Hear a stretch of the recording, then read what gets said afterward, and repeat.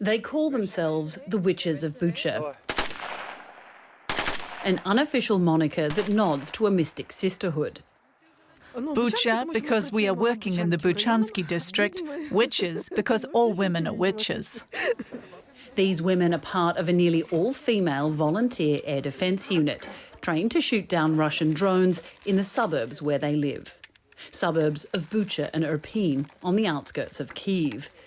These areas were unknown to most outside Ukraine before the war, but are now synonymous with some of the worst atrocities committed by Russian troops in the early days of the invasion. The women of this unit lived through it and survived.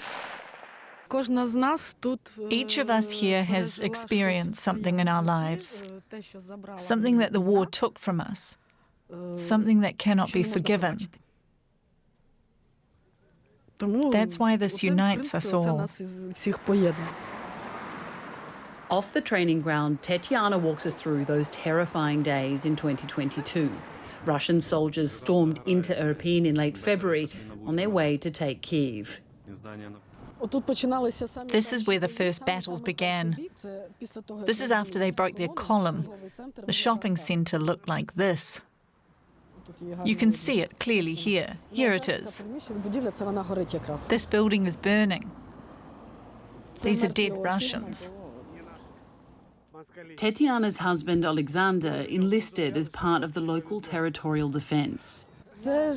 These are residents of the city of Irpin, Bucha, ordinary residents, not military.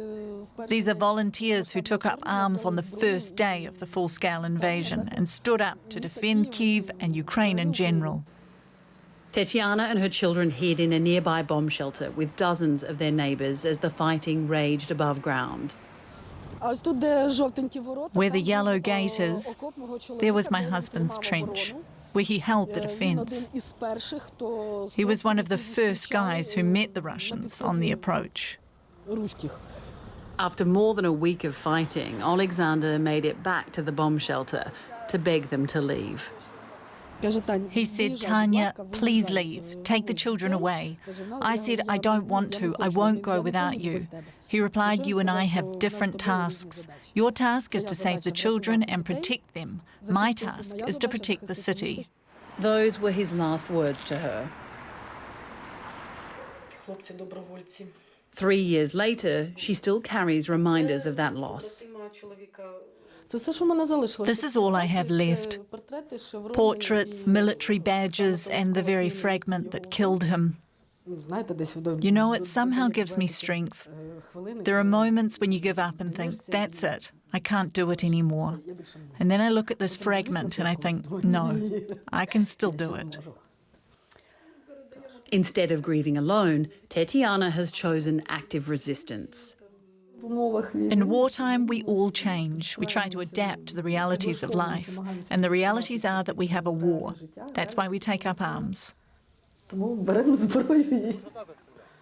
Tetiana and others in her unit, survival has meant adapting to a new reality, one where they've had to take on roles they never imagined. I have lost my entire family. I have no one left in Ukraine. When I came here, I found my family. For me, this is really very important because a person cannot exist alone. Protecting not only their country, but also each other.